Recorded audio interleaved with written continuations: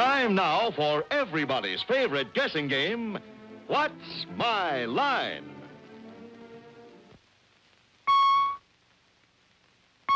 Throughout the world, only one company produces all types of business machines and systems, Remington Rand, who now invite you to play What's My Line?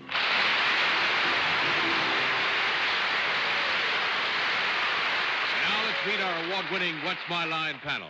First, the delightful star of stage and television, Miss Arlene Francis.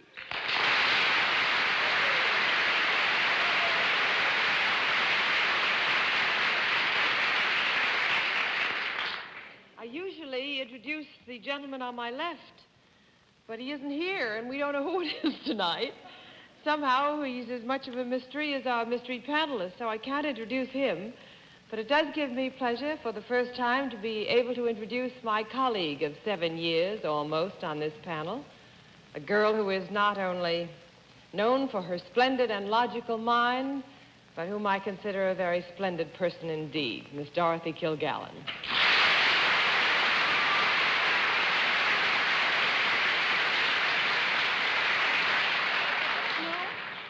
Thank you, Arlene, very much. And I don't know who this is either. Did you peek? Does no name? No clue?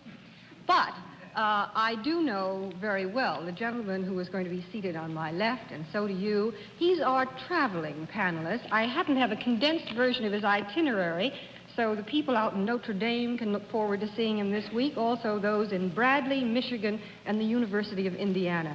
Mr. Bennett, sir.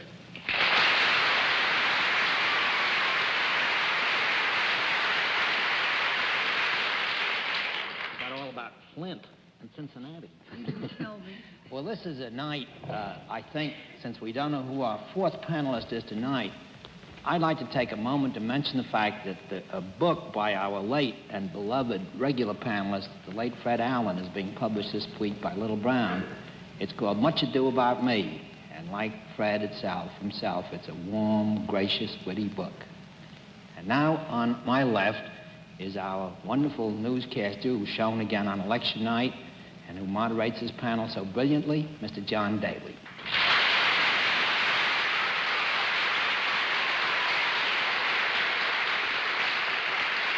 Good evening, and it falls to my lot to lift the veil of secrecy about our missing panelist. I think the best thing for me to do is to introduce him. I can't ask him to come in and sign in, please, but I do ask him to come in and sit down, please.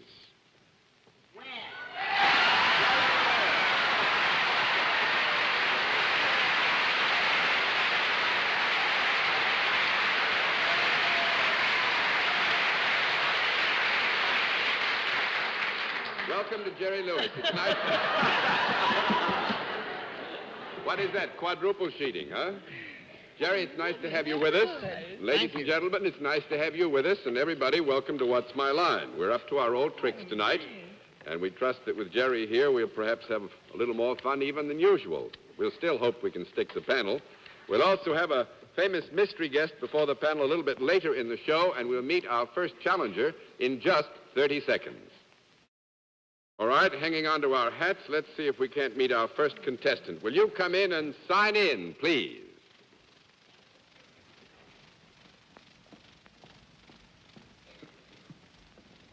Victor W. Nixon. Right, sir?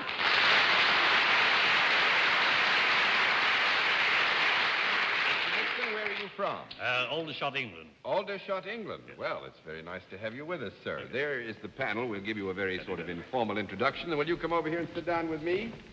I wonder if you're familiar with the way we keep score. Yes. Good. If you know how we keep score, let's let everybody at home and those who are with us here in the theater know exactly what your line is.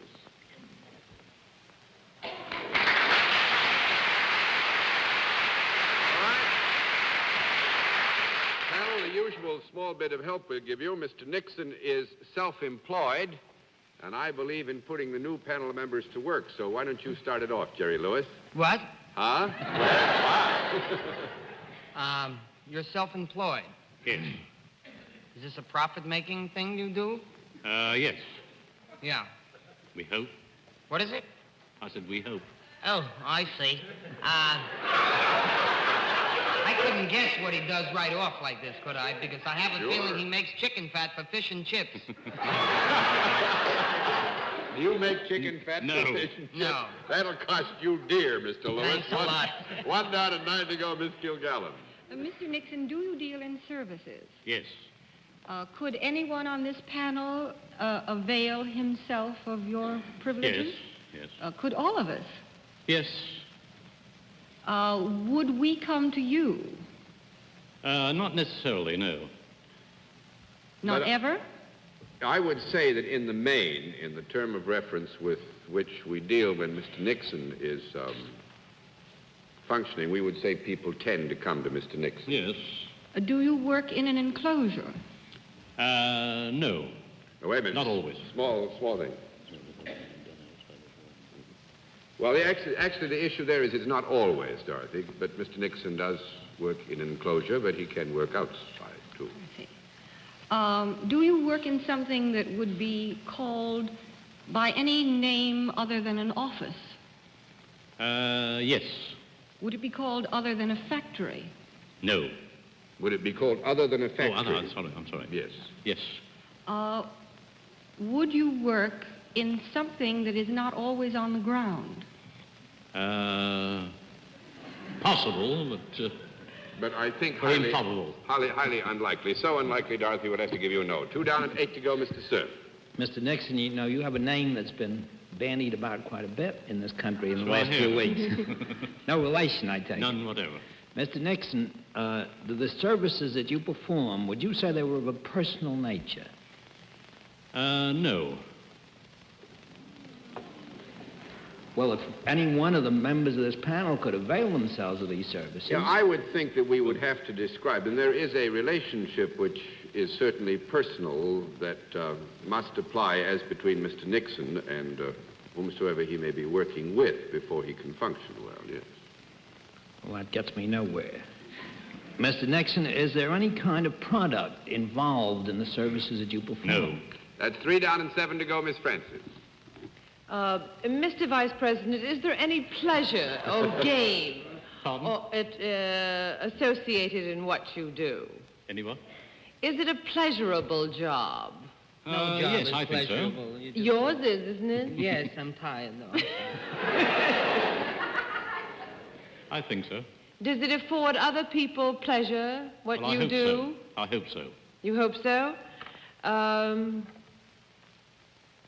Do you usually deal in your job with several people at one time? Could you? Yes, occasionally. Does gambling have anything at all to do No. with your... No, that's 4 down and 6 to go, Mr. Lewis. You were thinking of the Derby, weren't you? I was, you know. I thought that. They I was had getting to it myself for a moment. They have legitimate bookmakers in London. Yes. Wish I we must did, go don't you? sometime. Mr. Nixon, do you do what you do here, too? I could do. I don't at the moment. Oh. Oh, that makes it perfectly clear. You could, if you so choose to do so, you could do it here. I could, but it'd be rather difficult at the moment.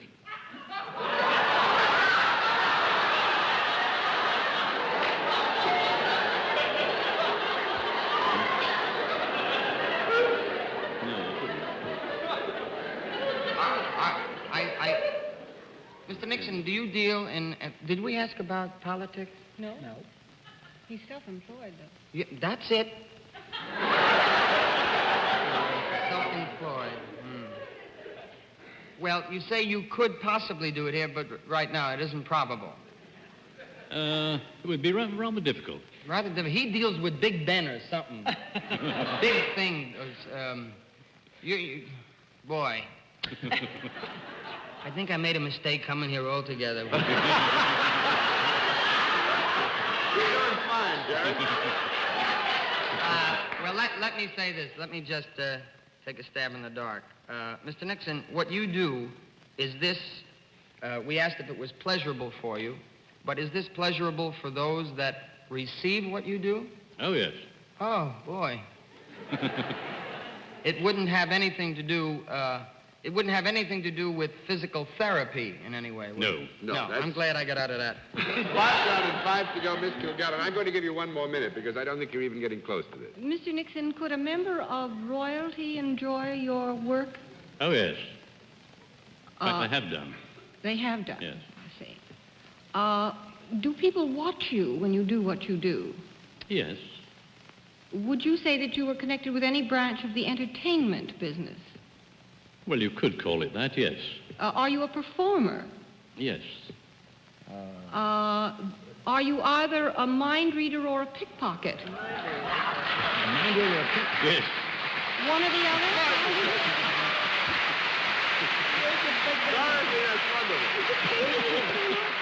And Dorothy, you have no idea how well you built because you said, are you a mind reader or a pickpocket? And this is the great Nixon, who is father to Vic Perry, who was with us last February as a pickpocket and who took the watch off my wrist. Remember? Oh, no. So you scored a double shot there. Well, we had him in trouble for a while, sir, and thanks very much for coming to see us. It was good to have you with us. Well, very good, panel. I thought you were going to run dry on that one, but you didn't. Let's see what you can do with another challenger. Would you sign in, please, ma'am?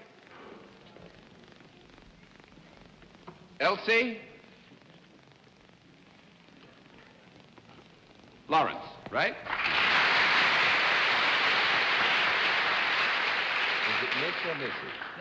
Mrs. Lawrence, and where are you from, Mrs. Lawrence? Long Island City. Long Island City, New York. Fine. Well, these people are all familiar to you then, aren't they? Huh? Right. The one asleep, the second from the end, is Jerry Lewis. Come with me, please. Now, let me see if we can't find out right off the bat if you're familiar with our scoring system, are you? Yes. You are? All right, then let's tell everybody at home and those here what it is you actually do, what your line really is. All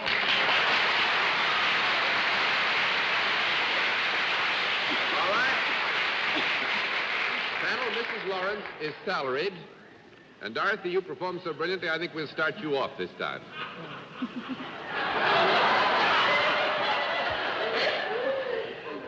Mrs. Lawrence, do you work for a profit-making organization? Yes. Do you deal directly with people? Yes. Well, I'll ask the same question that I asked of the gentleman who preceded you. Could anyone on this panel enjoy your services? Yes. Well, now, I think here we're getting out of our basic term of reference. While it is true in a very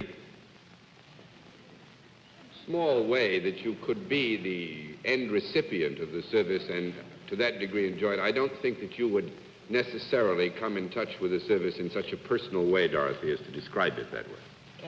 So I just want you to be careful. That just means don't... It doesn't mean no, though. No, I don't think we can give you a no on it, but I don't want you to be misled either. I see. All right. Can both men and women avail themselves of your services?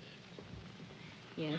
Both men and women can indeed receive a service as an end result of the work that is done by Mrs. All right. I'll ask the fatal question. Is there a product involved in what you do? Yes. Well, is it a useful product? Oh, yes. Would it be found in the home? Oh, yes. Would it be found in what might be called the average American home? Yes. You think most people have one of these? Well, now, wait a minute. Now, I think there, on the basis of the product with which Mrs. Lawrence specifically deals and the use of the term average, we have to give you a no. That's 1 down and 9 to go, Mr. Sir. Mrs. Lawrence, you're a very healthy, robust lady. I wonder if the product that you deal in can be taken internally. Yes. It can. Yes. Is it nourishing? Oh, yes. Well, now, wait a minute.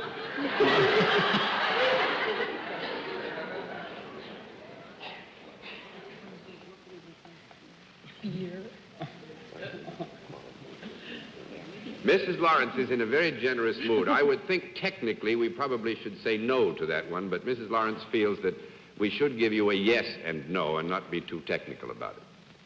Well, is this thing that is taken internally, is it a solid? You're solid. Yes. It's a solid. It's a solid? Solid. Jackson? Is it attractive to the palate? Does it taste good? Oh, yes. It does taste good? Sure. You're the authority on this, because I must admit I can't tell you whether it tastes good or not. Oh, that's interesting. Mrs. Lawrence says it does. You don't know whether it tastes good or not? Would this be taken for medicinal or health-giving purposes? Yes. And John doesn't know whether it tastes good or not? You know I'd never take anything that was healthy, Bennett. Could this be then called a kind of medicine? Yes. It could. And it's a solid. And it tastes good. Sure. Is it some kind of a tablet or pill? Yes. Has it got vitamins in it? Yes. I know what it is already. What, Jerry? You want me to help you? Sure. She makes diet pills.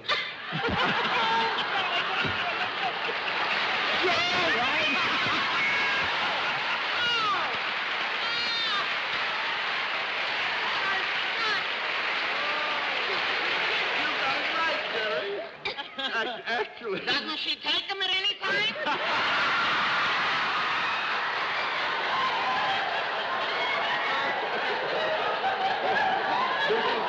Mrs. Lawrence has asked me to advise you, Mr. Lewis, that she has lost 40 pounds.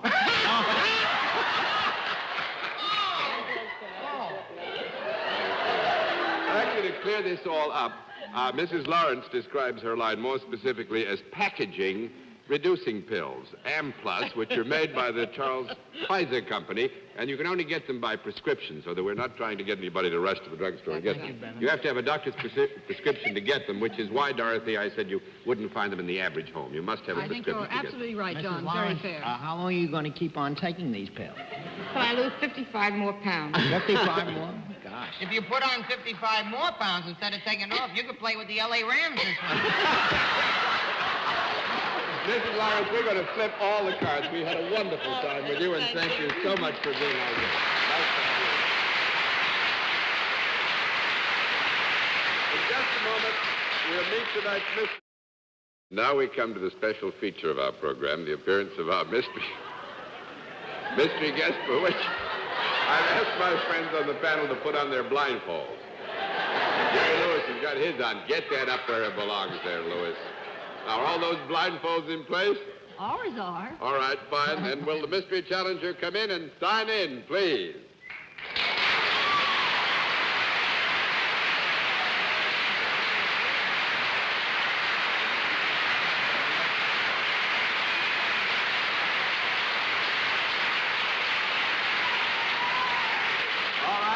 As you know, in the case of our mystery challenger, we go to a different form of questioning. You ask one question at a time in turn, moving clockwise, and we'll begin it with Arlene Francis.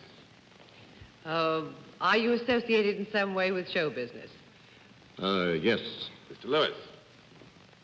Are you a performer in the literal sense of the word? Oui. What is that, he said? That's yes. He's a little That's performer. yes. Oui. Oh.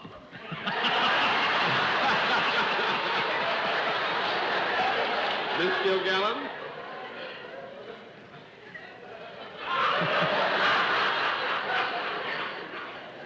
Are you in the motion pictures? See. Sir? See, I can't see. There was a strange, it seemed to me there was more applause after you signed in than when you walked out. So I wonder if it's possible that your chief fame is because of your reputation rather than visually. Is that correct? Je ne sais pas. I would say that it probably, that our guest is known visually to great numbers of people, but at the same time I would have to admit that he has a towering reputation, which rises even above the identification factor. Thank you. Miss Francis? I'm in Pittsburgh. But the gentleman is a performer, you said, or he said, or we weed. The gentleman does perform, yes. He performs, but he performs mostly behind the scenes, am I led to understand? What was this reading you just gave? See. Yes, I think that in balance, we would have to say that behind the scenes is the principal area of operation. Uh-huh. Mr. Lewis? But you do both, behind the scenes as well as in front of the camera. Is that correct? Am I to believe? Yeah, that's right, yeah. That is true. Do I go again? Yes, you go ahead, because you were merely re-establishing an already recorded fact. Oh, thanks a heap. Well then, let me ask this. Do you work alone? Oh, no. One down and 9 to go, Miss Kilgallen. Are you in any way associated with the production end of motion pictures?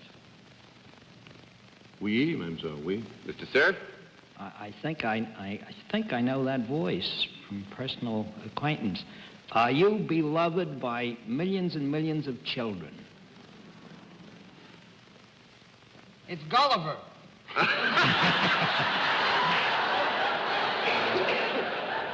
The answer to that would have to be yes, Bennett. Can I take a stab? What do you Yes, want you to can go take a stab. on? I think it's Walt Disney. You're right.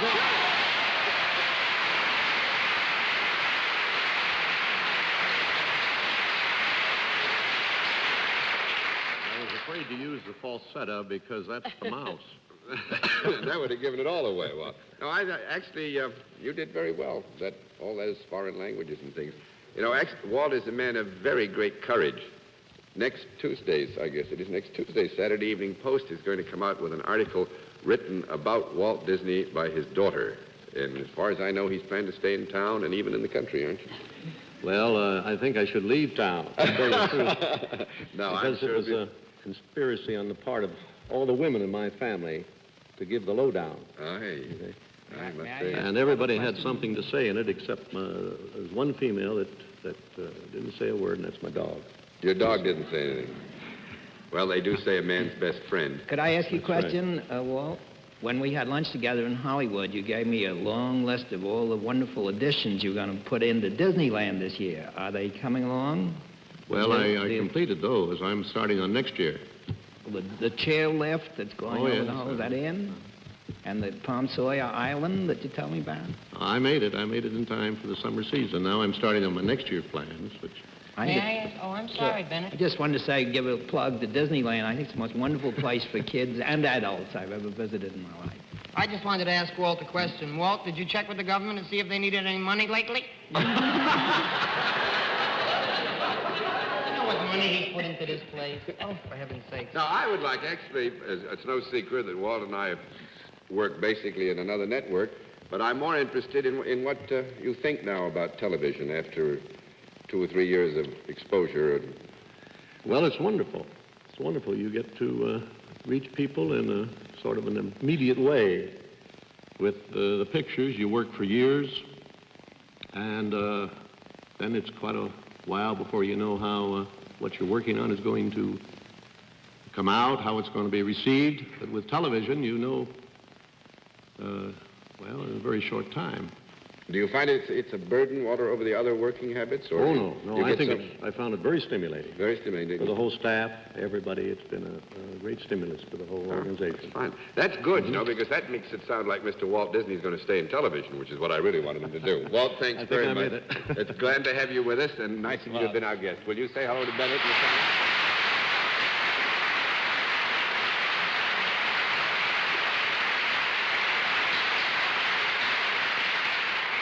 I must say the panel did very well, and so did Jerry Lewis. And I'm going to take just a few seconds, if I may, to say that I take very great pleasure in sharing with Jerry participation in muscular dystrophies, doing something about it. I was going to say something about it tonight because I didn't know Jerry was going to be here. It was a surprise to me, too. But I think that my job should be taken over because this is closer to Jerry's heart than anybody that I know. So, Jerry, why don't you say a few words about muscular Well, thank you very much, John. I will be very brief, and I will just say that due to the fact that television is one of the great exposures entertainment-wise and that you reach so many people at one time, I would like to mention that November is the Muscular Dystrophy March.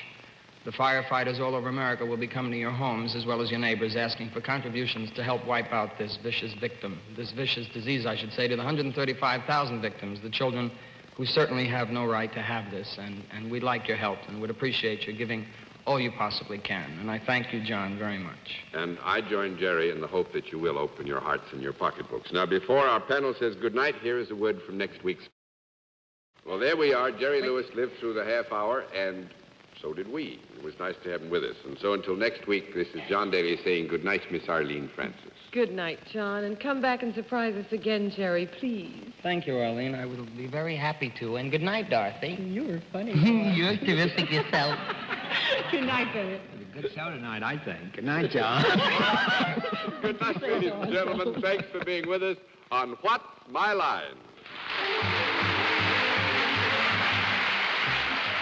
Travel arrangements on What's My Line are made through American Airlines. American Airlines flies our contestants in luxurious comfort aboard DC-7 flagships. This has been a Mark Goodson, Bill Todman production in association with the CBS Television Network. Be sure to see Remington Rand's great new television program, Gunsmoke, Saturday night on this same network.